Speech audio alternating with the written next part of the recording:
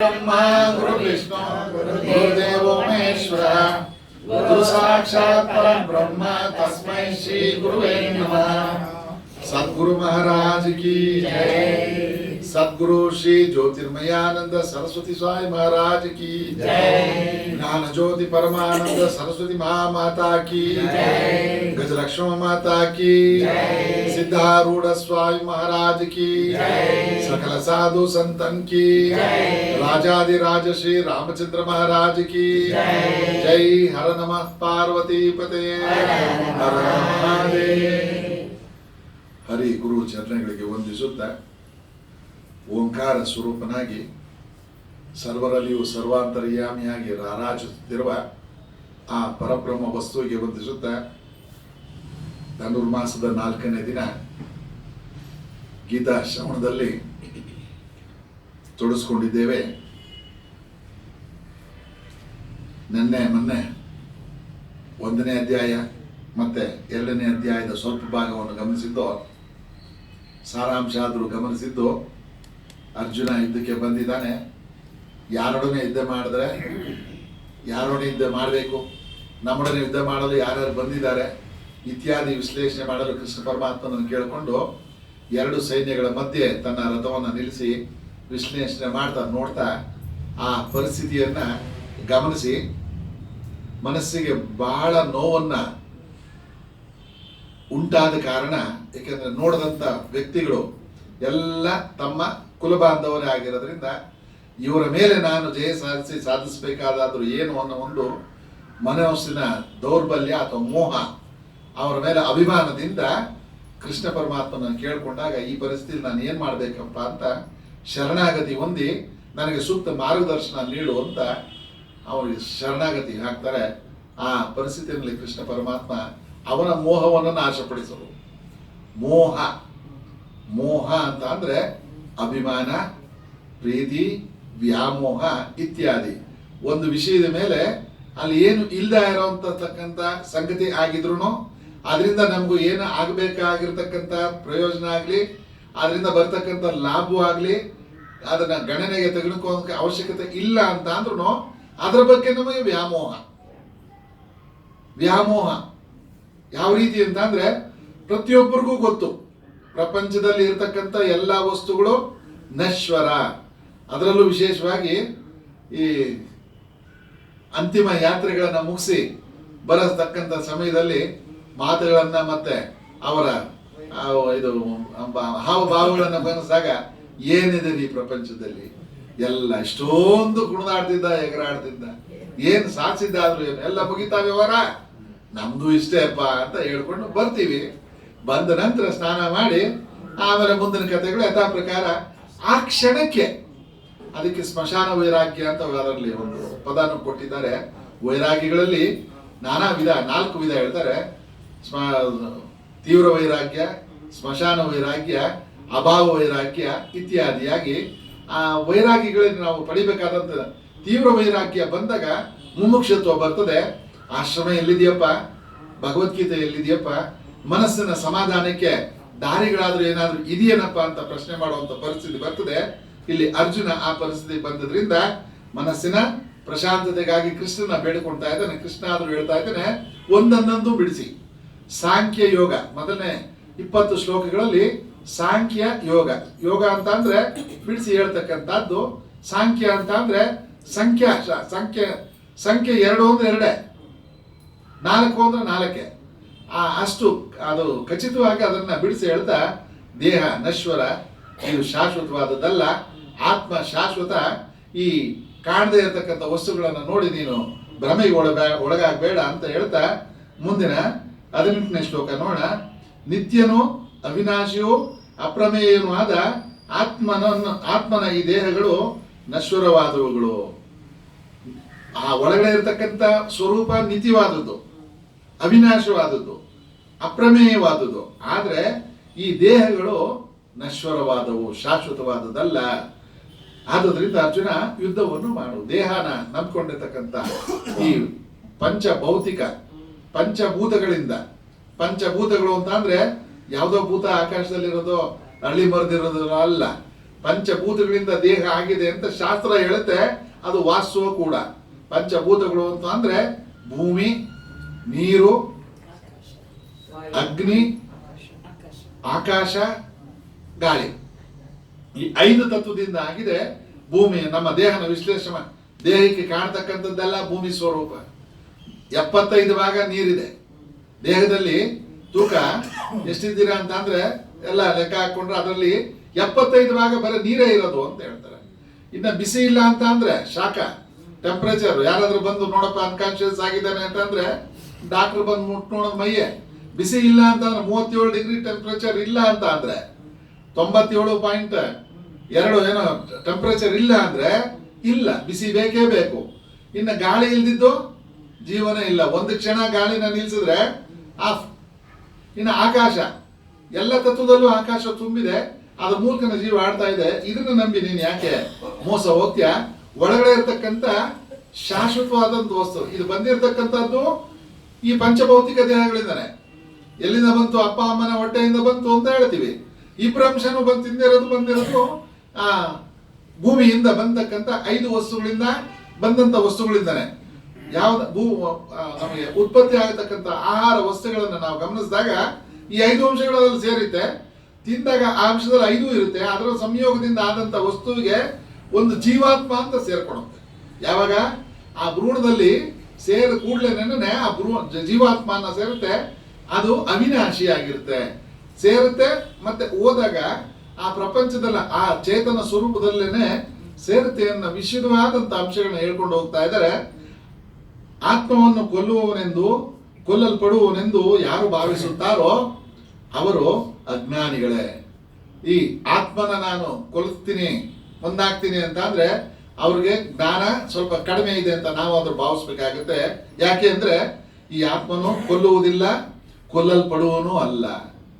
ಯಾರನ್ನು ಕೊಲ್ಲಕ್ಕಾಗೋದಿಲ್ಲ, ಯಾರು ಕೊಲ್ಲಲ್ಪಡಿಸ್ಕೊಳಕ್ಕೂ ಆಗೋದಿಲ್ಲ. ಮತ್ತೆ ಕೊಲ್ಲೋದು ಅಂತ ಅಂದ್ರೆ ಈ ಪಂಚಭೌತಿಕ ದೇಹಗಳನ್ನ, ಒಳಗಡೆ ಇರ್ತಕ್ಕಂಥ ಚೇತನ ಶಕ್ತಿ, ಅದನ್ನ ಯಾರು ನಾಶ ಮಾಡಕ್ ಆಗೋದಿಲ್ಲ. ಬಲೂನ್ ಒಳಗಡೆ ಇರ್ತಕ್ಕಂಥ ಗಾಳಿನ ನಾವು ಊಹಿಸ್ಕೊಬಹುದು, ಅಥವಾ ಈ ಚೇತನ ಸ್ವರೂಪಗಳು ಕರೆಂಟ್ ಮೂಲಕ ವ್ಯಕ್ತವಾಗ್ತಾ ಇದಾವಲ್ಲ, ಇದನ್ನ ನಾವು ಗಮನಿಸಬಹುದು. ಅಥವಾ ಆಭರಣಗಳು, ಚಿನ್ನ, ಒಡವೆ, ಆ ಒಡವೆ, ಈ ಒಡವೆ, ಇಂಥ ಒಡವೆ, ಅಂತ ಒಡವೆ ಅಂತ ಅದಕ್ಕೆ ಏನೇನು ಹೆಸರುಗಳೆಲ್ಲ ಇಡ್ತೀವಿ. ಒಳಗಡೆ ಇರೋದಾದ್ರೂ ಏನು? ಚಿನ್ನ.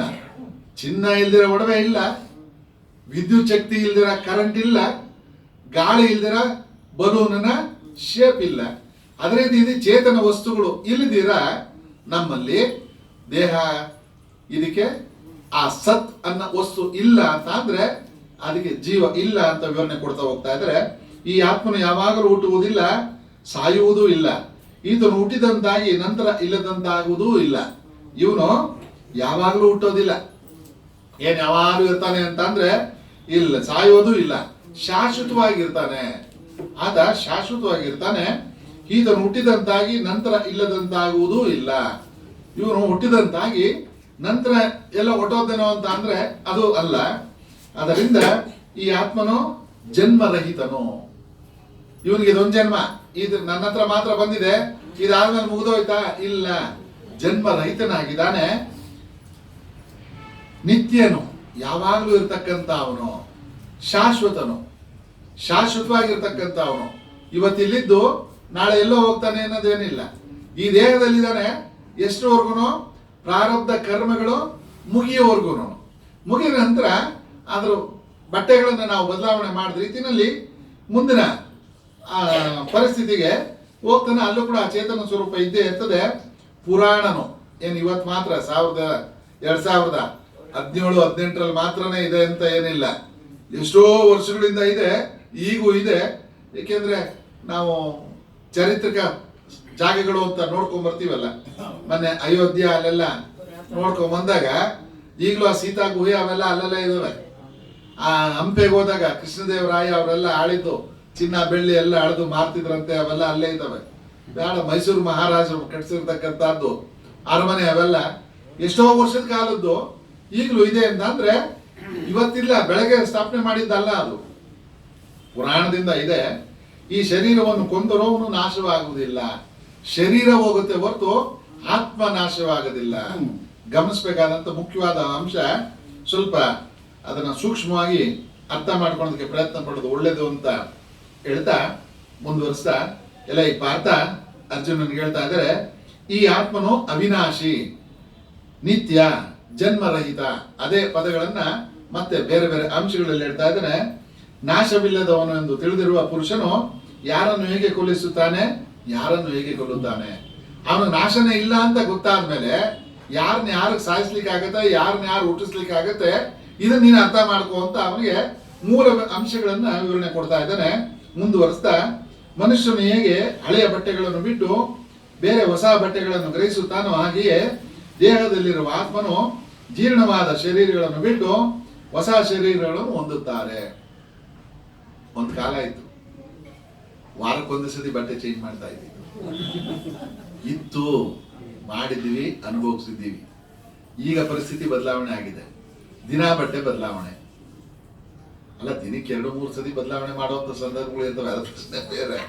ಅಟ್ಲೀಸ್ಟ್ ಒಂದ್ ದಿವಸಕ್ಕೆ ಒಂದ್ಸತಿ ಆದ್ರೂ ಬಟ್ಟೆಗಳನ್ನ ಬದಲಾವಣೆ ಮಾಡಿ ಸ್ನಾನ ಮಾಡಿ ಶುಭ್ರ ಆಗಿ, ಅದಕ್ಕಿಂತ ಹಿಂದಕ್ಕೆ ಹೋದ್ರೆ ವರ್ಷಕ್ಕೊಂದ್ಸತಿ ಸ್ನಾನ ಮಾಡ್ತಿದ್ರಂತೆ. ಅಲ್ಲ, ವಾಸ್ತವಾಂಶ. ಈ ಪರಿಸ್ಥಿತಿ ಬದಲಾವಣೆಗಳು ಎಷ್ಟು ರೀತಿ ಆಗ್ತಾ ಇದಾವೆ ಅನ್ನೋದಕ್ಕೆ ಗಮನಿಸ್ತಾ, ಈ ದೇಹನೂ ಅಷ್ಟೇನೆ ಬಟ್ಟೆಗಳನ್ನ ಬದಲಾಯಿಸೋ ರೀತಿಯಲ್ಲಿ. ಇವತ್ತು ಬಟ್ಟೆ ನಾವು ಬಿಚ್ಚಾಕ್ಬೇಕಾದ್ರೆ ಎಷ್ಟು ಚೆನ್ನಾಗಿ ಹಾಕೊಂಡಿದ್ದೆ, ಇದನ್ನು ಬಿಚ್ಚಬೇಕಲ್ಲ ಅಂತ ನೋವು ಬಿತ್ತೀವ. ಎಷ್ಟು ಕ್ಲೀನ್ ಆಗಿ ಒಗದ ಅದ್ ಕಡೆಗೆ ಬೇರೆದು ಬಿಸಾಕಿ ಚೆನ್ನಾಗಿ ಒಗದಿರೋ ಬಟ್ಟೆ ಹಾಕೊಂಡು ಆರಾಮಾಗಿ ಶುಭ್ರವಾಗಿ ಬರ್ತೀವೋ, ಆತ್ಮನೂ ಅಷ್ಟೇನೆ ಈ ದೇಹಗಳನ್ನ ಬದಲಾಯಿಸುವಾಗ ಅಷ್ಟೇ ಆರಾಮಾಗಿ ಬದಲಾವಣೆ ಮಾಡ್ಕೊಂತ ಇರ್ತಾನೆ.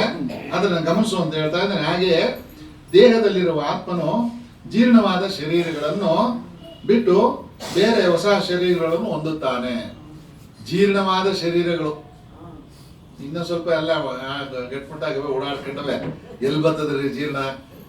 ಸರಿಯಾಗಿ ಇನ್ನೊಂದು ಸ್ವಲ್ಪ ಡಾಕ್ಟರ್ ಔಷಧಿ ಕೊಟ್ಟಿದ್ದಿದ್ರೆ ಸರಿಯಾಗಿ ಎದ್ದು ಕೂತ್ಕೊಂಡು ಇನ್ನು ಆರಾಮಾಗಿ ವ್ಯವಹಾರ ಮಾಡ್ತಿದ್ದೆ. ಡಾಕ್ಟರ್ ಸರಿ ಇಲ್ಲ ಅಂತ ಡಾಕ್ಟರ್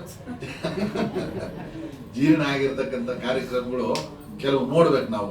90, 95, 100 ಹತ್ತತ್ರ ಓಡ್ತಾ ಇರತಕ್ಕಂಥ ಪರಿಸ್ಥಿತಿಗಳಲ್ಲಿ ಗಾಡಿಗಳನ್ನ ಗಮನಿಸಿದಾಗ ಜೀರ್ಣ ಅಂದ್ರೆ ಎಂತ ಅರ್ಥ ಅಂದ್ರೆ ಪೂರ್ಣ ಶಿಥಿಲವಾಗಿರ್ತವೆ. ಎಲ್ಲಾ ಪಾಠಗಳನ್ನು ಕೈಗೆ ಬಂದ್ಬಿಟ್ಟಿರ್ತವ ಎಲ್ಲ ಆ ಪರಿಸ್ಥಿತಿ.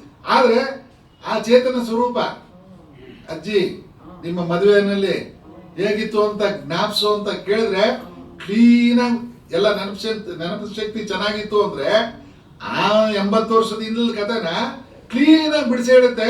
ಅಂದ್ರೆ ಗಮನಿಸ್ಬೇಕಾದ್ದು ಅರಿವು ಅದೇ ರೀತಿಯಲ್ಲಿ ಶಾಶ್ವತವಾಗಿದೆ. ದೇಹ ಮಾತ್ರ ಬದಲಾಗ್ತಾ ಇದೆ. ಆ ರೀತಿ ಶರೀರನ ಬಿಡುತ್ತೆ, ಮತ್ತೊಂದು ಶರೀರನ ಪಡಿತದೆ. ಆ ಕ್ಷಣಗಳನ್ನ ಗಮನಿಸಬೇಕು. ಅವಕಾಶ ಸಿಗೋದು ಬಹಳ ಕಷ್ಟ. ಆ ಅಂತಿಮ ಕ್ಷಣಗಳನ್ನು ಗಮನಿಸುವಂತ ಸಂದರ್ಭದಲ್ಲಿ ಆ ಚೇತನ ಸ್ವರೂಪ ಎಷ್ಟು ಚುರುಕಾಗಿರ್ತದೆ, ಆಕ್ಟಿವ್ ಆಗಿರ್ತದೆ, ಎಲ್ಲ ಅಲ್ಲಾಡ್ತಾ ಪ್ರಬುದ್ಧವಾಗಿದ್ದ ಆ ಒಂದು ಕ್ಷಣ, ಒಂದು ಉಸಿರು ಆಚೆ ಹೋದ ಕೂಡಲೇನೆ ತಟಸ್ಥವಾಗುತ್ತೆ. ಅದು ಆ ಚೇತನ ಸ್ವರೂಪನೇ ಮೂಲವಾದಂತ ಆತ್ಮ ಸ್ವರೂಪ. ಅದು ಶಾಶ್ವತವಾದದ್ದು, ಅವಿನಾಶಿ. ಅದನ್ನ ಸಾಯಿಸಕ್ಕೂ ಆಗೋದಿಲ್ಲ. ಆತ್ಮನನ್ನು ಕತ್ತಿಯು ಕತ್ತರಿಸಲಾರದು, ಅಗ್ನಿಯು ಸುಡಲಾರದು. ಇವಾಗ ಮಾತನ್ನ ಹೇಳ್ಬೇಕಾದ್ರೆ AK-47 ಆಳುಗಳು ಅಂತ ಬದಲಿಸಿದ್ರೇನೋ, ಅವಾಗ ಕತ್ತಿ ಗುರಾಣಿ ಇದ್ದಿದ್ರಿಂದ ಕತ್ತಿಯಿಂದ ಕತ್ತರಿಸ ಯಾವ್ದ್ರಿಂದನೂ ನಾಶ ಪಡಿಸಕ್ ಆಗೋದಿಲ್ಲ ಅನ್ನೋ ಅರ್ಥದಲ್ಲಿ ಹೇಳ್ತಾ ಇದ್ರೆ, ಬೆಂಕಿಯಿಂದ ಸುಟ್ಟಾಕ್ಬಿಡೋಣ ಅಂತ ಅಂದ್ರೆ ಅಗ್ನಿಯಿಂದ ಸುಡೋದಕ್ಕೆ ಸಾಧ್ಯ ಇಲ್ಲ. ಮತ್ತೆ ಎಲ್ಲ ಸುಟ್ಟು ಬರ್ತೀವಲ್ಲ ಅಂತ ದೇಹ ಮಾತ್ರನೇ ಅಗ್ನಿ ಸ್ಪರ್ಶನ ಅಥವಾ ಭೂಸ್ಪರ್ಶನ ಮಾಡಿ ಆ ಪಂಚಭೂತಗಳಲ್ಲಿ ಅದನ್ನ ಲೀನ ಮಾಡುವಂತ ಒಂದು ಕಾರ್ಯಕ್ರಮ ಇದೆ. ಆದ್ರೆ ಆತ್ಮ ಸ್ವರೂಪಕ್ಕೆ ಸಾವಿಲ್ಲ. ನೀರು ನೆನೆಸಲಾರದು. ತಗೊಂಡೋಗಿ ಅಲ್ಲಿ ತರ್ಪಣೆ ಅಂತ ಬಿಟ್ಬಿಡ್ತೀವಿ, ಅದೆತ್ಕೋ ಕೊಚ್ಕೊಂಡು ಹೋಯ್ತಾ? ಇಲ್ಲಲ್ಲ, ಅದು ನೆನೆಸಕ್ ಆಗೋದಿಲ್ಲ. ಗಾಳಿ ಒಣಗಿಸಲಾರದು. ಜೋರ ಫ್ಯಾನ್ ಹಾಕ್ಬಿಟ್ಟು ಗಾಳಿಯಲ್ಲಿ ತೂರ್ ಬಿಟ್ಬಿಡ್ತೀನಿ, ಎಲ್ಲ ಗಾಳಿಮಯ. ಗಾಳಿಯಲ್ಲಿ ತೂರಕ್ಕೂ ಆಗೋದಿಲ್ಲ, ಕತ್ತರಿಸಲು ಆಗೋದಿಲ್ಲ. ಸುಡನು, ನೆನೆಯನು, ಒಣಗನು. ಈ ಆತ್ಮನು ನಿತ್ಯನು, ಸ್ಥಿರನು, ಅಚಲನು. ಇವನು ಯಾವಾಗಲೂ ನಿತ್ಯವಾದವನು, ಸ್ಥಿರವಾದವನು, ಅಚಲವಾದವನು, ಸನಾತನನು. ಬಹಳ ಹಿಂದಿನಿಂದ ಬಂದಿರತಕ್ಕಂತ ಈ ಆತ್ಮ ಸ್ವರೂಪ ಈಗಿಂದಲ್ಲ, ಮತ್ತೆ ನಾಳೆ ಇಲ್ದ ಆಗುವಂಥದ್ದಲ್ಲ ಅಂತ ಮೂಲ ತತ್ವನ ವಿವರಣೆ ಮಾಡ್ತಾ ಇದ್ದಾರೆ, ಆತ್ಮ ಸ್ವರೂಪನ ವಿವರಣೆ ಮಾಡ್ತಾ ಇದ್ದಾರೆ. ದೇಹ ಬೇರೆ, ಆತ್ಮ ಬೇರೆ, ಚೇತನ ಸ್ವರೂಪದ ತತ್ವಗಳೇನು ಅಂತ ವಿವರಣೆ ಕೊಡ್ತಾ ಹೋಗ್ತಾ ಇದ್ದಾರೆ. ಮುಂದುವರಿಸ್ತಾ, ಈ ಆತ್ಮನು ಅವ್ಯಕ್ತನು. ವ್ಯಕ್ತ ಅಂತ ಅಂದ್ರೆ ಕಾಣ್ತಾ ಇದೀವಿ, ಹೆಂಗಿದ್ದೀವಿ, ಬಿಳೆ ಬಟ್ಟೆ ಹಾಕೊಂಡಿದ್ದೀವಿ, ಇದು ಹೆಂಗಿದೆ ಅಂದ್ರೆ ಕರೆ ವ್ಯಕ್ತವಾಗ್ತಾ ಇದೆ, ಕಲರ್, ಬಣ್ಣ, ರೂಪ ಇದೆ. ಅವ್ಯಕ್ತ ಎಲ್ಲಪ್ಪ ಸ್ವಲ್ಪ ತೋರಿಸಿ, ಇಷ್ಟೊಂದೆಲ್ಲ ಕಥೆ ಹೇಳ್ತಿಲ್ಲ ಆತ್ಮದ ಬಗ್ಗೆ, ಸ್ವಲ್ಪ ತೋರ್ಸಪ್ಪ ಅಂತ ಅಂದ್ರೆ ಎಲ್ಲಿ ಅದನ್ನ ಅನುಭವದಲ್ಲಿ ಪಡಿಬೋದೇ ಹೊರತು ಆತ್ಮ ಸ್ವರೂಪನ ಅನುಭವಿಸಬೇಕೆ ಹೊರತು ಅದನ್ನ ಎದುರುಗಡೆ ತೋರಿಸುವಂತ ಕಾರ್ಯಕ್ರಮ ವ್ಯಕ್ತನಲ್ಲ ಅಂತ ಹೇಳ್ತಾರೆ. ಅಚಿಂತ್ಯನು. ಹೋಗ್ಲಿ, 6ನೇ ಶ್ಲೋಕ 6ನೇ ಅಧ್ಯಾಯದಲ್ಲಿ ಬರ್ತದಲ್ಲ, ಧ್ಯಾನ, ತಪಸ್ಸು ಇವೆಲ್ಲ ಅಭ್ಯಾಸಕ್ಕೆ, ಧ್ಯಾನದಲ್ಲಿ ಮನಸ್ಸನ್ನು ನಿಲ್ಲಿಸುವಂತ ಕಾರ್ಯಕ್ರಮ. ತಪಸ್ಸು ಮಾಡುವಾಗ ಒಂದು ನಾಮಸ್ಮರಣೆನ ಯಾವ ಮಂತ್ರನ ಯಾವ್ದಾದ್ರು ತಗೊಂಡು ಮನಸ್ಸನ್ನ ನಿಲ್ಲಿಸುವಂತ ಕಾರ್ಯಕ್ರಮ, ಅದು ಮೂಲ ಅಲ್ಲ. ತದನಂತರ ಅದನ್ನ ಆ ಚಿಂತನೆ ಮಂತ್ರಗಳನ್ನು ಬಿಟ್ಟು, ಆ ಧ್ಯಾನದಲ್ಲಿ ಇರತಕ್ಕಂಥ ಒಂದು ಕೇಂದ್ರೀಕೃತ ವಸ್ತುವನ್ನು ಬಿಟ್ಟು ಪ್ರಶಾಂತವಾದ ಮನಸ್ಸಿನಲ್ಲಿ ಅಚಿಂತ್ಯನಾಗತಕ್ಕಂಥದ್ದು. ಸಮಾಧಾನಿ ಅಂತ ಅಂದ್ರೆ ಯಾವುದೋ ಒಂದು ವಸ್ತುವಿನ ಕೇಂದ್ರೀಕರಿಸ್ಕೊಳ್ಳುವಂಥದ್ದಲ್ಲ. ಅನೇಕ ಸಂದರ್ಭದಲ್ಲಿ ಉಪನ್ಯಾಸಗಳು ನಡೆಯುವಾಗ ಈ ಸಂದರ್ಭಗಳು ನಡೆದಂಥ ಘಟನೆಗಳು ಜ್ಞಾಪಕ ಬರ್ತವೆ. ಪ್ರಶ್ನೆ ಕೇಳ್ತಾ ಇದ್ರು, ಎಲ್ಲ ಕಣ್ಣು ಮುಚ್ಕೊಳ್ಳಿ, ಧ್ಯಾನ ಮಾಡಿ, ಒಬ್ಬೊಬ್ರಿಗೂ ಏನೇನು ಕಾಣಿಸ್ತು ತಮ್ಮ ಅನುಭವನ ಹೇಳಿ ಅಂದಾಗ ಒಬ್ಬೊಬ್ರು ಒಂದೊಂದು ಅನುಭವ ಹೇಳ್ತಾ ಬರೋರು. ನನಗೆ ಅಲ್ಲಿ ಜ್ಯೋತಿ ಕಾಣುತ್ತೆ, ಅಲ್ಲೇನೋ ದೀಪ ಅಳ್ಳಾಡ್ದಂಗೆ ಕಾಣುತ್ತೆ, ಈಶ್ವರ ಎದುರುಗಡೆನೇ ಇದ್ದ ಸ್ವಾಮಿ ಸ್ವಲ್ಪ ಹೊತ್ತು, ಆಮೇಲೆ ಯಾಕೋ ಕೃಷ್ಣ ಆಗೋದ, ಇತ್ಯಾದಿಯಾಗಿ ಅವರ ಅನುಭವ. ಇದೆಲ್ಲ ಸುಳ್ಳಲ್ಲ. ಅವರ ಮನಸ್ಸಿನಲ್ಲಿ ಏನು ಅವರವರ ಭಾವಕ್ಕೆ ಅನ್ನ ರೀತಿನಲ್ಲಿ ಆ ಭಾವನೆಗಳ ಬರೋ ರೀತಿಯಲ್ಲಿ ವ್ಯಕ್ತ, ಅದು ನಿಜ ಅಲ್ಲ. ಅದನ್ನ ನಂಬಬೇಡಿ. ಅದನ್ನೆಲ್ಲ ಬಿಟ್ಟು ಏನು ಕಾಣದಂತ ಪ್ರಶಾಂತವಾದಂತ ಸ್ಥಿತಿನಲ್ಲಿ ಮನಸ್ಸನ್ನ ಇಟ್ಕೊಳ್ಳೋದು, ಅದು ಅಚಿಂತ್ಯವಾದಂತ ಸ್ವರೂಪ, ವಿಕಾರರಹಿತನು. ಅದಕ್ಕೆ ಕೈ ಕಾಲು ಯಾವ್ದಾದ್ರು ಆಕಾರಗಳಿದಾವ ಅಂತ ಅಂದ್ರೆ ಇಲ್ಲ, ವಿಕಾರವಂತವ, ವಿಕಾರವಿಲ್ಲದಂತಹದ್ದು. ಇವೆಲ್ಲವುಗಳನ್ನು ತಿಳಿದ ನೀನು ಶೋಕಿಸಬಾರದು. ಇಷ್ಟೆಲ್ಲ ವಿವರಗಳು ಅದಕ್ಕಿದೆ. ಆತ್ಮಸ್ವರೂಪನ ಚಿಂತನೆ ಮಾಡಿ ನೀನು ಕಾರ್ಯೋನ್ಮುಖನಾಗು ಅನ್ನೋದನ್ನ ವಿವರಿಸಿ ಹೇಳ್ತಾ ಇದ್ದಾರೆ. ಮುಂದುವರಿಸ್ತಾ, ಯಾವಾಗಲೂ ಹುಟ್ಟುತ್ತಿರುವವನೆಂದು ಅಥವಾ ಯಾವಾಗಲೂ ಸಾಹಿತ್ಯವನ್ನು ತಿಳಿದರೂ ಎಲ್ಲ ಈ ಮಹಾಭಾವ ಅದಕ್ಕೂ ಶೋಕಿಸಬಾರದು. ಹುಡ್ತಾರೆ ಸಾಯ್ತಾರೆ ಅಂತ ನೀನು ಅನ್ಕೊಂಡ್ರು ಅದಕ್ಕೂ ನೀನು ಶೋಕಿಸಬಾರದು. ಯಾಕೆ ಅಂತ ಅಂದ್ರೆ ಹುಟ್ಟಿದವರು ಸಾಯಲೇಬೇಕು, ಸತ್ತ ಮೇಲೆ ಹುಟ್ಟಲೇಬೇಕು.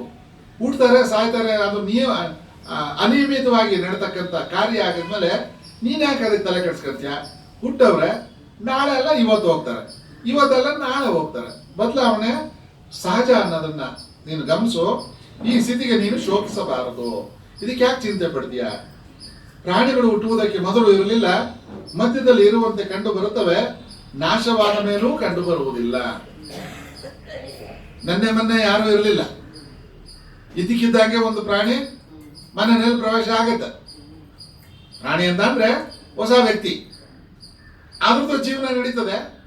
ಒಂದು ಕಾಲಾಂತರ, ಒಂದಷ್ಟು ದಿವಸ ಅದಕ್ಕೂ ಏನೇನು ಪ್ರಾರಂಭ ಭೋಗಗಳಿರ್ತಾವ, ಅಷ್ಟು ದಿವಸ ಆದ್ಮೇಲೆ ಎಲ್ಲ ಪೂರ್ಣ ಆದ್ಮೇಲೆ ಅದಕ್ಕೂ ಒಂದು ಅಂತಿಮ ಅನ್ನೋದು ಇರ್ತದೆ. ಇದು ನಾಶವಾದ ಮೇಲೆ ಕಂಡು ಬರುವುದಿಲ್ಲ, ಆಮೇಲೆ ಇರೋದಿಲ್ಲ. ಆಗೋಗಿರೋದು ಕತೆ 30 ವರ್ಷ ಆಶ್ರಮದಲ್ಲಿ ಅವಿರತವಾಗಿ ಆ ಸ್ಥಾನದಲ್ಲಿ ಕೂತ್ಕೊಂಡು ನಡೆಸ್ತಾ ಇದ್ದಂಥ ವ್ಯಕ್ತಿ, ಅವತ್ತು ಹಿಂದಿನ ದಿನನೂ ಶ್ರವಣ ಮಾಡಿ ಆಶ್ರಮದಲ್ಲಿ ಪ್ರವಚನ ಮಾಡಿ ಹೋದಂಥ ವ್ಯಕ್ತಿ ಇವತ್ತು ಫೋಟೋನಲ್ಲಿ ನೋಡುವಂತ ಪರಿಸ್ಥಿತಿ ಇಲ್ಲ. ಇದ್ರು ಮತ್ತೆ ಆಶ್ರಮ ಕಟ್ಟೋದಕ್ಕೆ ಮೊದಲು ಎಲ್ಲಿ ಅವರು ಪ್ರಾರಂಭಿಕ ಜೀವನದಲ್ಲಿ ಇರಲಿಲ್ಲ, ತದನಂತರ ಬಂದ್ರು. ಆಮೇಲೆ ಎಲ್ಲಿ ವನಪ್ರಸ್ಥಾಶ್ರಮಕ್ಕೂ ಬಂದ್ರು, ಇದ್ರು, ಈಗಿಲ್ಲ. ಇವತ್ತು ಅವ್ರ ಬಗ್ಗೆ ನಾವು ಮಾತಾಡ್ತಾ ಇದ್ದೀವಿ, ಎಲ್ಲಾರ ಬಗ್ಗೆನೂ ಇದೇ ಸ್ಥಿತಿಗಳನ್ನೇ. ಇವತ್ತೆಲ್ಲ ಫೋಟೋಗಳಲ್ಲಿದ್ದಾರೆ, ನಾವು ಚೇರುಗಳಲ್ಲಿ ಇದ್ದೀವಿ, ನಾಳೆನೂ ಫೋಟೋಗಳಲ್ಲಿ ಬರುವಂತ ಪರಿಸ್ಥಿತಿಗಳು ವಾಸ್ತವ ಅಲ್ಲ, ಉತ್ಪ್ರೇಕ್ಷೆ ಅಲ್ಲ, ವಾಸ್ತವ. ಆದ್ರಿಂದ ಅದನ್ನ ತಿಳಿದು ನೀನು ವ್ಯವಹಾರ ಮಾಡು. ಹುಟ್ಟಿದವನು ಸಾಯಲೇಬೇಕು, ಸತ್ತ ಮೇಲೆ ಹುಟ್ಟಲೇಬೇಕು. ಆದ್ರಿಂದ ಪರಿಹಾರವಿಲ್ಲದ ಈ ಸ್ಥಿತಿಗೆ ನೀನು ಶೋಕಿಸಬಾರದು. ಇಲ್ಲ ಇವರೆಲ್ಲ ಹುಟ್ಟುಬಿಟ್ಟಿದ್ದಾರೆ, ಇವ್ರನ್ನ ಯಾರು ಸಾಯಿಸೋದಿಲ್ಲ, ಯುದ್ಧ ಮಾಡೋದಿಲ್ಲ ನಾನು ಅಂತ ತೀರ್ಮಾನ ಮಾಡಿದ್ದಿಲ್ಲ, ಇವ್ರನ್ನೆಲ್ಲ ಹಿಂಗೆ ಉಳಿಸ್ಕೊಳ್ತೀನಿ ಅಂತ ಅಂದ್ರೆ ಸಾಧ್ಯನಾ? ಇಲ್ಲಲ್ಲ. ಅವ್ರು ಇವತ್ತಲ್ಲ ನಾಳೆ ಒಂದು ದಿವಸ ನಿರ್ಗಮಿಸಲೇಬೇಕು. ಅದನ್ನು ಗಮನಿಸು ಅಂತ ಹೇಳ್ತಾರೆ. ಅದಕ್ಕೆ ಯಾಕೆ ನೀನು ಅಳ್ತೀಯ? ಪ್ರಾಣಿಗಳು ಹುಟ್ಟುವುದಕ್ಕೆ ಮೊದಲು ಇರಲಿಲ್ಲ, ಮಧ್ಯದಲ್ಲಿ ಇರುವಂತೆ ಕಂಡು ಬರುತ್ತವೆ, ನಾಶವಾದ ಮೇಲೂ ಕಂಡು ಬರುವುದಿಲ್ಲ. ಆದ್ದರಿಂದ ಈ ವಿಷಯದಲ್ಲಿ ಶೋಕ ಬೇಕೆ. ಹುಟ್ಟೋದಕ್ಕೆ ಮೊದಲು ಇರಲಿಲ್ಲ, ಈಗ ಇದೆ, ಮತ್ತೆ ನಾಶವಾದ ಮೇಲೆ ಕಾಣದಿಲ್ಲ. ಅದಕ್ಕೆ ನೀನು ಶೋಕ ಯಾಕೆ ಪಡ್ತೀಯ? ಒಬ್ಬನೊಬ್ಬನು ಆತ್ಮನನ್ನು ಆಶ್ಚರ್ಯವಾಗಿ ನೋಡುತ್ತಾನೆ, ಮತ್ತೊಬ್ಬನು ಆಶ್ಚರ್ಯವಾಗಿ ಹೇಳುತ್ತಾನೆ, ಮತ್ತೊಬ್ಬನು ಆಶ್ಚರ್ಯವಾಗಿ ಕೇಳುತ್ತಾನೆ, ಬೇರೊಬ್ಬನು ಆತ್ಮನನ್ನು ಕೇಳಿದ್ರು ತಿಳಿಯಲ್ಲ ಅವನು. ಎಲ್ಲವರು ಇವರಲ್ಲ ಅಂತಂದ್ರೆ ಇಲ್ಲೇ ಇದ್ದೀವಿ. 5 ಜನ 4 ಜನ ಹೇಳ್ದಲ್ಲ, ಒಬ್ಬ ಆಶ್ಚರ್ಯವಾಗಿ ನೋಡ್ತಾನಂತೆ. ಏನೋ ಬೆಳಗ್ಗೆನೆ ಮೈಕ್ ಹಾಕೊಂಡು ಕೂತ್ಕೊಂಡವನೆ, ಏನೋ ಹೇಳ್ತಾವನೆ, ಕೇಳೋಣ ಭಗವದ್ಗೀತೆ ಅಂತೆ ಒಳ್ಳೇದಂತೆ ಅಂತ. ಕೇಳೋನು ಎಷ್ಟು ಮಟ್ಟಿಗೆ ಅದನ್ನ ನಾವು ಒಳಗಡೆ ಬಿಟ್ಕೊಂತೀವಿ, ಅದು ಒಳಗಡೆ ಅಭ್ಯಾಸಕ್ಕೆ ತಿಳಿತದೆ ಅನ್ನೋದು ಅವರವರ ಶಕ್ತಿಗೆ ಸಾಮರ್ಥ್ಯಕ್ಕೆ ಬಿಟ್ಟಿದ್ದಂತ. ಅದು ಅಂತ ಅಮಾಯಕರು ಯಾರು ಇಲ್ಲ, ಎಲ್ಲ ಸಾಕಷ್ಟು ಅನುಭವಿಗಳನ್ನೇ ಸುಮಾರು ವರ್ಷದಿಂದ ಅದ್ರ ಬಗ್ಗೆ ವ್ಯವಸಾಯ ಮಾಡಿರೋರೆ. ಆದ್ರಿಂದ ವೇಸ್ಟ್ ಆಗುವಂತ ವ್ಯವಸ್ಥೆಗಳು ಇಲ್ಲ ಅನ್ನೋ ದೃಷ್ಟಿನಲ್ಲಿ ಆಶ್ಚರ್ಯದಿಂದ ನೋಡ್ತಾ ಇರ್ತಾನೆ, ಮತ್ತೊಬ್ಬ ಆಶ್ಚರ್ಯವಾಗಿ ಹೇಳ್ತಾ ಇರ್ತಾನೆ. ಆಯ್ತು, 2-3 ಬಾರಿ ವರ್ಷದಿಂದನೂ ಹೇಳ್ತಾ ಇದ್ರು, ಮತ್ತೆ ಅದನ್ನೇ ಹೊಸದಾಗಿ ಇವತ್ತು ನಾವು ನೋಡ್ತಾ ಇದ್ದೀವಿ ಅನ್ನೋ ಭಗವದ್ಗೀತೆ ಅನ್ನೋ ರೀತಿಯಲ್ಲಿ ಹೇಳಕ್ಕೊಬ್ಬ ಕೂತಿದ್ದಾನೆ, ಮತ್ತೆ ಆಶ್ಚರ್ಯವಾಗಿ ಮತ್ತೆ ಇನ್ನೊಬ್ಬ ಆಶ್ಚರ್ಯವಾಗಿ ಕೇಳ್ತಾ ಇದ್ದಾನೆ. ಎಲ್ಲರೂ ಇದೇ ಫಸ್ಟ್ ಟೈಮ್ ಭಗವದ್ಗೀತೆ ಕೇಳ್ತಾ ಇರುವಂತವ್ರನ್ನ ನೆನ್ಸ್ಕೊಂಡಾಗ, ಇದೇನು ಇದು ಗೀತೆನ, ನಾನೇನೋ ಅನ್ಕೊಂಡಿದ್ನಲ್ಲ, ಇದೇನೋ ಗೀತೆನಲ್ಲಿ ಹಿಂಗ್ ಬರ್ತಾ ಅಂತ ಕೇಳ್ತಾ ಇದ್ದಾನೆ. ಮತ್ತೊಬ್ಬ ಆತ್ಮನನ್ನು ಕೇಳಿದರೂ ತಿಳಿಯಲಾರದು. ಸುಮ್ಮನೆ ಏನೋ ನಾನು ಮಾಡ್ಕೊಂಡಿದ್ದೆ, ಕಾಟಾಚಾರ ಕಟ್ಕೊಂಬಂದು ಇಟ್ಕೊಂಡು ಹಾಕೊಂಡ್ಬಿಟ್ಟವ್ರೆ, ಇದನ್ನೆಲ್ಲ ಕಟ್ಕೊಂಡು ನನಗೆ ಕಾಟಾಚಾರಕ್ಕೆ ಕೇಳು. ಇವೆಲ್ಲ ಎಲ್ಲರ ದೇಹದಲ್ಲಿರುವ ಆತ್ಮನು ಕೊಲ್ಲಿಸಿಕೊಳ್ಳುವನು ಅಲ್ಲ. ಆದ್ರಿಂದ ನೀನು ಯಾವ ಪ್ರಾಣಿಗಳ ವಿಷಯವನ್ನು ಕುರಿತು ಶೋಧಿಸಬಾರದು. ಈ ತರ ಬೇರೆ ಬೇರೆ ಬೇರೆ ಭಾವಗಳಲ್ಲಿರ್ತಕ್ಕಂಥ ವ್ಯಕ್ತಿಗಳ ಬಗ್ಗೆ ನೀನು ತಲೆ ಕೆಡಿಸ್ಕೊಳ್ಳುವಂಥದ್ದು ಬೇಕಾಗಿಲ್ಲ. ಯಾವ ಪ್ರಾಣಿಗಳ ವಿಷಯವನ್ನು ಕುರಿತು ಶೋಕಿಸಬಾರದು, ತಲೆ ಕೆಡಿಸ್ಕೊಳ್ಳುವಂತ ಅವಶ್ಯಕತೆ ಇಲ್ಲ. ಅವರವರ ಭಾವಕ್ಕೆ ಅವರವರ ಇಚ್ಛೆಯಂತೆ ಕಾರ್ಯಕ್ರಮಗಳನ್ನು ಕೊಡುವ ನಡೀತಾ ಇರ್ತಾರೆ. ಅದನ್ನ ಕುರಿತು ನೀನೇನು ತಲೆ ಕೆಡಿಸ್ಕೊಬೇಕಾದಿಲ್ಲ ಅಂತ ಅಲ್ಲಿ ಸಲಹೆ ಕೊಡ್ತಾ ಇದ್ದಾರೆ. ಸ್ವಧರ್ಮ ದೃಷ್ಟಿಯಿಂದ ನೋಡಿದ್ರು ನೀನು ಕಂಪಿಸಬಾರದು. ಸ್ವಧರ್ಮ ಅಂತಾರೆ. ಎಲ್ಲರಿಗೂ ಒಂದೊಂದು ಧರ್ಮ ಇದೆ. ಕ್ಷತ್ರಿಯ ಧರ್ಮ, 4 ಧರ್ಮಗಳು ಅಂತ ಕೊಡ್ತಾರೆ. 4 ಧರ್ಮ. ಆ 4 ಧರ್ಮಗಳಲ್ಲಿ ಬ್ರಾಹ್ಮಣ, ಕ್ಷತ್ರಿಯ, ವೈಶ್ಯ, ಶೂದ್ರ ಅಂತ 4 ವರ್ಣಗಳನ್ನ ವಿಂಗಡಿಸಿ ನಮ್ಮ ಕೆಲಸ ಕಾರ್ಯಗಳ ಮೇಲೆನೆ 4 ಜನ ಪ್ರಪಂಚದಲ್ಲಿ ಬೇಕೇ ಬೇಕು. ಅವನು ಶ್ರೇಷ್ಠ, ಇವನು ಅಶ್ರೇಷ್ಠ ಅನ್ನೋ ಪ್ರಶ್ನೆ ಇಲ್ಲ. 4 ಜನ ಬೇಕೇ ಬೇಕು ಸಮಾಜದಲ್ಲಿ. ಇವನು ಸ್ವದೃಷ್ಟಿ, ಅರ್ಜುನನ ದೃಷ್ಟಿ ಯಾವುದು ಅಂತ ಅಂದ್ರೆ ಕ್ಷತ್ರಿಯನಾಗಿದ್ದಾನೆ, ಯುದ್ಧ ಮಾಡ್ತಕ್ಕಂಥದ್ದು ಅವನು ಸ್ವಧರ್ಮ. ಆ ನಿನ್ನ ಧರ್ಮದ ದೃಷ್ಟಿಯಿಂದ ನೋಡಿದ್ರು ನೀನು ಎದುರ್ಕೊಳ್ಳುವಂತ ಅವಶ್ಯಕತೆ ಇಲ್ಲ. ಯಾಕೆಂದ್ರೆ ನೀನು ಮಾಡ್ತಬೇಕಾದ್ದು ಯುದ್ಧ. ಕ್ಷತ್ರಿಯನಾಗಿ ಅಧರ್ಮ ಬಂದಾಗ ಯುದ್ಧ ಮಾಡಬೇಕಂತ ನಿನ್ನ ಧರ್ಮ ಆಗಿದೆ. ಕ್ಷತ್ರಿಯನಿಗೆ ಧರ್ಮ ಯುದ್ಧಕ್ಕಿಂತ ಬೇರೆ ಯಾವ ಶ್ರೇಯಸ್ಸು ಇಲ್ಲ. ಒಬ್ಬ ಕ್ಷತ್ರಿಯನಿಗೆ ಆ ಧರ್ಮ ಯುದ್ಧ ಮಾಡತಕ್ಕಂಥದ್ದನ್ನ ಬಿಟ್ಟರೆ ಬೇರೆ ಇನ್ಯಾವುದೂ ಶ್ರೇಯಸ್ಸು ಇಲ್ಲ ಅಂತ ಸಲಹೆ ಕೊಡ್ತಾ ಇದ್ದಾರೆ. ಅಲ್ಲೇ ಪಾತ್ರ ಒಂದ್ ರೀತಿ ಹೇಳ್ತಾ ಇಲ್ಲ. ಆತ್ಮ ವಿಚಾರದ ಬಗ್ಗೆ ಅರ್ಜುನನಿಗೆ ತಿಳುವಳಿಕೆ ಬರೀ ಆತ್ಮ ಒಂದೇ ಅಂತಲ್ಲ, ಅವನ ಸ್ವಧರ್ಮ, ಆತ್ಮ ಪರಿಸ್ಥಿತಿ ಇತ್ಯಾದಿ ಇತ್ಯಾದಿಯಾಗಿ ವಿವರಣೆ ಕೊಡ್ತಾ ಮುಂದುವರಿಸ್ತಾ ಇದ್ದಾರೆ. ಬಯಸದೆ ಬಂದಿರುವ ಸ್ವರ್ಗದ್ವಾರವಾಗಿರುವ ಯುದ್ಧವು ಪುಣ್ಯವಂತರಾದ ಕ್ಷತ್ರಿಯರಿಗೆ ಮಾತ್ರ ಲಭಿಸುತ್ತದೆ. ಈ ತರ ಯುದ್ಧ ಇದೆಲ್ಲ ಅವಕಾಶಗಳು ಪುಣ್ಯವಂತರಿಗೆ ಮಾತ್ರ ಲಭಿಸುತ್ತದೆ ಅನ್ನೋ ಒಂದು ಅಂಶನ ಗಮನಿಸ್ತಾ, ಈ ಧರ್ಮಯುಕ್ತವಾದ ಯುದ್ಧವನ್ನು ನೀನು ಮಾಡದಿದ್ದರೆ, ಬೈ ಚಾನ್ಸ್ ಎದರ್ಕಂಡು ಎಲ್ಲ ಬಿಸಾಕಿದ್ಯಾ, ಇದ್ ಕಡೆ ಹಿಂಗೇನೆ ರಥದ ಹಿಂದೆಯಿಂದನೇ ನೀನು ಹೋಗ್ಬಿಟ್ಟೆ ಅಂತ ಇಟ್ಕೋ, ಏನಾಗುತ್ತೆ ಅದರಿಂದ? ಕೀರ್ತಿಯನ್ನು ನಾಶ ಮಾಡಿಕೊಂಡು ಪಾಪವನ್ನೇ ಪಡೆಯುತ್ತೀಯೇ. ನಿನ್ನ ಕೀರ್ತಿ ನಾಶ ಆಗತ್ತೆ. ಕೀರ್ತಿ ಅಂದ್ರೆ ಅರ್ಜುನ ಅಂತ ಅಂದ್ರೆ ಏನೋ ಮಹಾ ಪರಾಕ್ರಮಿ, ಗಾಂಡೀವಿ ಅಂತ ಇತ್ಯಾದಿ ಇತ್ಯಾದಿ ಅವನಿಗೆ ಪರಾಕ್ರಮ ಕೊಟ್ಟಿದ್ದಾರೆ. ಆ ಕೀರ್ತಿ ಎಲ್ಲ ಹೋಗುತ್ತೆ. ಮಹಾಭಾರತದಲ್ಲೇ ಒಂದು ಪಾತ್ರ ಬರುತ್ತಲ್ಲ, ಯಾರು ಅವರು ಅಜ್ಞಾತ ವಾಸಕ್ಕೆ ಹೋದಾಗ ಆ ವಿರಾಟ್ ರಾಜನ ಮಗ ಉತ್ತರ ಕುಮಾರ, ಉತ್ತರ ಪೌರುಷ ಎಲ್ಲಿ ಅಂತ ಅಂದ್ರೆ ಆ ಹೆಣ್ಮಕ್ಳ ಹತ್ರ ಮಾತ್ರನೇ ರೋಪು. ನಾನು ಹಂಗ್ ಮಾಡ್ಬಿಡ್ತೀನಿ ಹಿಂಗ್ ಮಾಡ್ತೀನಿ ಅಂತೆಲ್ಲ ಕಡ್ದು ಕಟ್ಟ ಹಾಕಿ ನಾವೆಲ್ಲ ಉತ್ತರಿಸಿ ಹಾಕ್ಬಿಡ್ತೀನಿ, ಕೊಡು ಬಿಲ್ಲು ಭಾಗವಾಣ ಎಲ್ಲ ಎತ್ರಿ ಆರತಿ ಅಂತ ಎಲ್ಲ ಎತ್ತಿಸ್ಕೊಂಡ್ಬಿಟ್ಟು ಅಲ್ಲಿ ಯುದ್ಧಕ್ಕೆ ಬಂದು ಅವ್ರನ್ನೆಲ್ಲ ನೋಡಿ ಅಯ್ಯೋ 1 ನಿಮಿಷ ಬಂದೇ ಇರಪ್ಪ ಅಂತ ಓಡ್ತಾ ಇರ್ತಾನಂತೆ. ಕೊನೆಗೆ ಎಳ್ಕೊಂಬಂದು ಅವನ್ನ ಅಲ್ಲಿ ಕಟ್ಟಾಕಿ ಸುಮ್ಮನೆ ಸಾರಥಿ ಸ್ಥಾನದಲ್ಲಿ ಕೂತ್ಕೋ, ನಾನು ಯುದ್ಧ ಮಾಡ್ತೀನಿ ಅಂತ ಅರ್ಜುನ ಯುದ್ಧ ಮಾಡಿ ಆ ಗೋಗ್ರಹಣ ಹಸುಗಳನ್ನ ಅಪಹರಣ ಮಾಡಕ್ ಬಂದಾಗ ಯುದ್ಧನ ನಿರ್ವಹಣೆ ಮಾಡಿದ್ರು ಅನ್ನೋದು ಕಥೆನಲ್ಲಿ ಕೇಳತಕ್ಕಂಥದ್ದು ಆ ಥರ ಆಗೋಗ್ತದೆ ನಿನ್ನ ಕತೆ. ಅಪಕೀರ್ತಿ ಒಳಗಾಗ್ತೀಯ. ದೊಡ್ಡದಾಗಿ ಬಂದ್ಬಿಟ್ಟ ಎಲ್ಲ ಶಂಕ ಬಂಕ ಎಲ್ಲ ಊದ್ಬಿಟ್ಟು ಈ ಕಡೆಯಿಂದ ಕಿತ್ಕೊಂಡು ನೋಡೋದ ಅಂತ ಬೈಕ್ ಅಂತಾರೆ ನಿನ್ನ ಜನ ಮಾಡಿಬಿಟ್ಟು ಪಾಪವನ್ನು, ಅದರಿಂದ ನಿನ್ನ ಪಾಪನೇ ಬರುತ್ತೆ. ಅಷ್ಟೇ ಅಲ್ಲ, ಜನರು ನಿನ್ನ ಅಪಕೀರ್ತಿಯನ್ನು ಎಂದೆಂದೂ ಹೇಳುತ್ಕೊಳ್ಳುತ್ತಿದ್ದಾರೆ. ಇವತ್ತು ಅರ್ಜುನನ್ನ ಕೊಂಡಾಡ್ತಾವ್ರೆ, ಅವತ್ತು ಯುದ್ಧ ಮಾಡ್ದ ಸಾರ್ಥಕವಾಯ್ತು, ಧರ್ಮನ ಉಳಿಸಿದ್ರು ಅಂತ. ಅದೇ ರಾವಣನ ಏನ್ ಹೇಳ್ತಾರೆ, ದುರ್ಯೋಧನ ಏನ್ ಹೇಳ್ತಾರೆ, ಇನ್ನಿಲ್ದಂಗೆ ಹೇಳಿದ್ರು. ಮತ್ತೆ ಧೃತರಾಷ್ಟ್ರನಿಗೆ ಏನ್ ಹೇಳ್ತಾರೆ, ಭಗವದ್ಗೀತೆ ಆತನು ಕೇಳ್ತಾ ಇದ್ದಾನೆ, ಇದೆಲ್ಲ ಕೇಳಿದಾನೆ. ಅರ್ಜುನನು ಕೇಳ್ದ, ಧೃತರಾಷ್ಟ್ರನು ಕೇಳ್ದ. ಪರಿಣಾಮ ಅರ್ಜುನನ ಮೇಲೆ ಮಾತ್ರ ಆಯ್ತು, ಧೃತರಾಷ್ಟ್ರನಿಗೆ ಮುಂದೇನಾಯ್ತು, ಅರ್ಜುನ ಬಿಲ್ಲು ಬಾಣ ಎತ್ಕಣ್ಣ ಬಿಸಾಕದ್ ನದಿಯಳಯ್ಯ ಅಂತ ಲಾಸ್ಟ್. ಇದು ಪರಿಸ್ಥಿತಿ. ಬದಲಾವಣೆಗಳು ಇಲ್ಲ ಇದ್ದಾಗ ಬರೀ ಅಪಕೀರ್ತಿನೇ ಬರ್ತದೆ. ಮುಂದೆ ನಿಮಗೆ ಅಪಕೀರ್ತಿನೇ ಬರ್ತದೆ ಹೊರತು ಒಳ್ಳೇದಾಗೋದಿಲ್ಲ. ಜನರನ್ನ ಅಪಕೀರ್ತಿಯನ್ನು ಎದ್ದೆಂದೂ ಹೇಳಿಕೊಳ್ಳುತ್ತಾರೆ. ಸಂಭಾವಿತನಿಗೆ ಅಪಕೀರ್ತಿಯು ಮರಣಕ್ಕಿಂತ ದೊಡ್ಡದಾಗಿರ್ತದೆ. ಸಂಭಾವಿತ, ಭಾವಿತ, ಭಾವಿತ ಅಂತ ಅಂದ್ರೆ ಒಳ್ಳೆ ಭಾವನೆಗಳನ್ನ ಇಟ್ಕೊಳ್ತಾರೆ. ಅದರಲ್ಲೂ ಸಂಭಾವಿತ ಅಂತ ಅಂದ್ರೆ ಅಂತ ಅಂದ್ರೆ ಕ್ಯುಮುಲೇಟಿವ್, ಒಟ್ಟಾರೆಯಾಗಿ ಒಳ್ಳೆ ಅಂಶಗಳನ್ನ ಇಟ್ಕೊಂಡಂತ ವ್ಯಕ್ತಿಗೆ, ಅದೇ ಹೇಳ್ತಿದ್ನಲ್ಲ ಯಜಮಾನರು ಪದೇ ಪದೇ ಹೇಳ್ತಾ ಇರೋರು, ಸರ್ಕಲ್ ಅಲ್ಲಿ ಕೂತಿದೀವಿ, ಬೆಳ್ಳಿ ತೋರಿಸ್ಕೊಂಡಂಗೆ ವ್ಯವಹಾರ ಮಾಡೋದನ್ನ ಒಂದು ಇಟ್ಕೊಂಡ್ರಪ್ಪ, ನೀವೇನು ಸಾಧಿಸ್ತಿದ್ರು ಇಲ್ಲ, ಊಟ ಮಾಡ್ತಿದ್ರು ಇಲ್ಲ, ಜನ ನಮ್ಮ ಕಡೆ ಬೆಳ್ಳಿ ತೋರಿಸ್ಬಾರ್ದು, ಆ ರೀತಿ ನಿಮ್ಮ ವ್ಯವಹಾರಗಳನ್ನ ಇಟ್ಕೊಳ್ರಪ್ಪ ಅಂತ ಹೇಳ್ತಿದ್ದಲ್ಲ. ಅರ್ಥ ಸಂಭಾವಿತರು, ಸಂಭಾವಿತ ಅಂಶಗಳು ಆ ಭಾವನೆಗಳ ಮೇಲೆ ಕೂಡಿರ್ತದೆ. ಆ ತರ ಆ ಸಂಭಾವಿತನಿಗೆ ಅಪಕೀರ್ತಿ ಬಂದಿದ್ದು ಮರಣಕ್ಕಿಂತ ಹೆಚ್ಚು. ಆ ಒಂದೇನಾದ್ರೂ ಅಪಕೀರ್ತಿ ಬಂತು ಅಂತ ಅಂದ್ರೆ, ಒಂದೇನೋ ಕೆಟ್ಟ ಸನ್ನಿವೇಶಗಳು ಬಂದಾಗ ಜೀವನ ತೊರೆಯುವಂತ ಪರಿಸ್ಥಿತಿಗಳಿಗೆ ತೀರ್ಮಾನಕ್ಕೆ ಬಂದ್ಬಿಡ್ತಾರೆ ಒಂದೇ ಒಂದು ಸಣ್ಣ ಅಪಕೀರ್ತಿಯಿಂದ. ವಿಷಯ ಅಂದ್ರೆ ಆ ಭಾವನೆಗಳಿಗೆ ಕೆಡ್ತು ಅನ್ನೋ ಅಂಶಕ್ಕೆ ಆ ರೀತಿ ನಿನಗೂ ಕೆಟ್ಟ ಹೆಸರು ಬರ್ತದೆ, ಗಮನಿಸು ಇದನ್ನ ಅಂತ ಹೇಳ್ತಾ, ಇಷ್ಟೆಲ್ಲ ಹೇಳಿದ್ದು ನಿನಗೆ ಸಾಂಖ್ಯ ವಿಚಾರ ಆಯ್ತು, ಆತ್ಮನ ಬಗ್ಗೆ ಹೇಳ್ದಂಥದ್ದಾಯ್ತು. ಇಷ್ಟೆಲ್ಲ ಹೇಳಿದ್ದು ಆತ್ಮ ವಿಚಾರ, ತತ್ವ ವಿಚಾರ, ಸಾಂಖ್ಯ ವಿಚಾರ. ಇನ್ನು ಮುಂದೆ ಇಲ್ಲಿಯವರೆಗೆ ನಿನ್ನ ಸಾಹಸವನ್ನು ನೋಡಿ ಗೌರವ ಕೊಡುತ್ತಿದ್ದ ಮಹಾರಥರು ಈಗ ಯುದ್ಧದ ಭಯದಿಂದ ಓಡಿ ಹೋದನೆಂದು ಹಗುರವಾಗಿ ನೋಡುತ್ತಾರೆ. ಇದೆಲ್ಲ ನೋಡಿ ನಿನಗೆ ಯುದ್ಧ ಮಾಡಕ್ಕಾಗದಿರೋ ಓಡೋದ ಅಂತ ಹೇಳ್ತಾರೆ.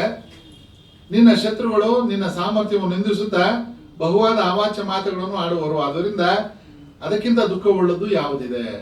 ಶತ್ರುಗಳು ಬೇಕಾದಂಗೆ ಮಾತಾಡ್ಕೊಂತಾರೆ, ಅದಕ್ಕಿಂತ ನಿನಗೆ ಅವಮಾನ ಆಗ್ತಕ್ಕಂಥದ್ದು ಇನ್ಯಾವುದಿದೆ ಅಂತ ಹೇಳ್ತಾ, ಸತ್ತರೆ ಸ್ವರ್ಗವನ್ನು ಪಡೆಯುತ್ತೀಯೇ, ಗೆದ್ದರೆ ಭೂಮಂಡಲದ ಚಕ್ರವರ್ತಿ ಪದವಿಯನ್ನು ಅನುಭವಿಸುವ. ಆದ್ದರಿಂದ ಯುದ್ಧವನ್ನು ಮಾಡಲು ನಿಶ್ಚಯಿಸಿ ಮೇಲೇಳು. ಸತ್ತರೆ ಸ್ವರ್ಗ. ಯುದ್ಧದ ನೀತಿ ಎಂದರೆ ಅಂತಂದ್ರೆ ಸತ್ತರೆ ಸ್ವರ್ಗ, ಬದುಕಿದರೆ ರಾಜ್ಯ. ಈ ರೀತಿ ಯುದ್ಧ ಮಾಡಲು ಎರಡೂ ನಿನಗೆ ಒಳ್ಳೇದಾಗಿರೋದ್ರಿಂದ ಯುದ್ಧ ಮಾಡಲು ನೀನು ಮುಂದೆ ಎಚ್ಚರಗೊಳ್ಳು ಅಂತ ಜ್ಞಾಪಿಸ್ತಾ ಇದ್ದಾರೆ. ಸುಖ ಮತ್ತೆ ದುಃಖ, ಲಾಭ ಮತ್ತೆ ನಷ್ಟ, ಜಯ ಮತ್ತೆ ಅಪಜಯಗಳು ದ್ವಂದ್ವ ಪದಗಳು ಅಂತಾರೆ ಭಾಷೆನಲ್ಲಿ. ದ್ವಂದ್ವ ಪದಗಳು ಎರಡು ವಿರುದ್ಧ ಅರ್ಥಗಳ ಇರತಕ್ಕಂಥ ಪದಗಳನ್ನ ಜೋಡಿಸಿ ಹೇಳ್ತಕ್ಕಂಥ ಒಂದಕ್ಕೆ ದ್ವಂದ್ವ ಅಂತ ಅಂದ್ರೆ ಎರಡು ಬೇರೆ ಬೇರೆ. ಸುಖನೇ ಬೇರೆ, ದುಃಖನೇ ಬೇರೆ. ಸುಖ ದುಃಖ ಸೇರ್ಕೊಂಡ್ಬಿಟ್ಟಿದ್ದಾವೆ. ಏನಾದ್ರು ಹೇಳಿದ್ರೆ ಸುಖ ದುಃಖ, ಮತ್ತೆ ಲಾಭ ನಷ್ಟ, ಜಯ ಅಪಜಯ, ಇವುಗಳನ್ನ ಜೋಡಿಸಿ ಸಮನಾಗಿ ಭಾವಿಸಿಕೊಂಡು ಎಲ್ಲಗಳನ್ನ ನೀನು ಯಾವ ರೀತಿ ತಗೋಬೇಕು ಅಂತ ಅಂದ್ರೆ ಸಮನಾಗಿ ತೆಗೆದುಕೊಳ್ಳಬೇಕು. ಜಯ ಇವತ್ತಿದೆ, ಬದಲಾವಣೆ ಆಗುತ್ತೆ. ನನ್ನ ಯಾರೋ ಒಂದು ಒಳ್ಳೆ ಮಾತು ಹೇಳಿದ್ರು. ಒಬ್ಬರನ್ನ ಕೇಳಿದ್ರಂತ ಗುರುಗಳೇ, ನನಗೆ ಬಹಳ ಟೈಮ್ ಇಲ್ಲ, ಒಂದೇ ಒಂದು ವಾಕ್ಯದಲ್ಲಿ ಜ್ಞಾನಮಾರ್ಗ ಪ್ರಾಪ್ತಿ ಆಗಬೇಕು ಆ ಥರದ್ದು ಹೇಳಿ. ಏನಪ್ಪ? ಗೋಡೆ ಮೇಲೆ ಒಂದು ಪದ ಬರಬೇಕು, ಗೋಡೆ ಮೇಲೆ ಒಂದು ಪದ ಬರಿತೀನಿ. ಆ ಪದನ ನೋಡಿದಾಗ ನನಗೆ ಸುಖ ಪಡ್ತಿದ್ದಾಗ ದುಃಖ ಕಾಣಬೇಕು. ಸುಖ ಪಡುವಂತ ಸಮಯದಲ್ಲಿ ಆ ಪದ ನೋಡಿದ್ರೆ ನನಗೆ ದುಃಖ ಆಗಬೇಕು. ದುಃಖ ಪಡ್ತಾ ಇದ್ದೀನಿ, ಸುಖ ದುಃಖ ಈ ದ್ವಂದ್ವಗಳಿಂದ ತಾನೇ ನಮಗೆ ಲಾಭ ತಾಪತ್ರಯ ಬರತಕ್ಕಂಥದ್ದು. ಸುಖ ಪಡ್ತಾ ಇದ್ದೀನಿ ಅಂತ ಅಂದ್ರೆ ಓ ಸುಖದಲ್ಲೇ ಇದ್ದೀನಿ ಅಂತ ಆನಂದವಾಗಿರ್ಕೂಡ್ದು, ಓ ದುಃಖನೂ ಇದೆ ಅನ್ನೋದು ನೆನಪಾಗಬೇಕು ನನಗೆ. ಮತ್ತೆ ದುಃಖದಲ್ಲಿದ್ದಾಗ, ತಡೆಯಲಾರದಂತ ದುಃಖದಲ್ಲಿದ್ದೀನಿ, ಆ ಪದ ನಾನು ನೋಡಿದ್ರೆ ನನಗೆ ಸುಖ ಪ್ರಾಪ್ತಿ ಬರುತ್ತೆ ಅನ್ನೋದು ಗೊತ್ತಾಗಬೇಕು. ಆ ರೀತಿ ಪದ ಇರಬೇಕು. ಅದು ಒಂದು ಪದ ಹೇಳಿದ್ರೆ, ಸುಖದಲ್ಲಿ ದುಃಖ, ದುಃಖದಲ್ಲಿ ಸುಖ ಪ್ರಾಪ್ತಿ ಮಾಡ್ತಾ ಅದನ್ನ ನೋಡಿ ನನಗೆ ಯಾವಾಗಲೂ ಪ್ರಶಾಂತತೆ ಇರಬೇಕು ಅಂತ ಒಂದು ಪದನ ಹೇಳಿ ಅಂತ ಗುರುಗಳು ಯೋಚನೆ ಮಾಡಿದ್ರೆ ಹೇಳದಂತ ತಟ್ಟಂತ. ಕಾಲ ಬದಲಾಗುತ್ತದೆ, ಒಂದೇ ಪದ. ಕಾಲ ಬದಲಾಗುತ್ತದೆ, ಒಂದೇ ಪದ. ಸುಖ ಇರುವಾಗ ಪದ ನೋಡಿದ್ರೆ ಏನನ್ಸುತ್ತೆ, ಬಹಳ ಖುಷಿ ಪಡ್ತಿದ್ದೀನಿ ಅಂತ ಅನ್ಕೊಂಬೇಡ. ಮುಂದೆ ಹತ್ತಿದ್ದೀನಿ ಅಂತ ಅಂದ್ರೆ ಇಳಿಲೇಬೇಕು, ಇಳಿದವನು ಹತ್ಲೇಬೇಕು.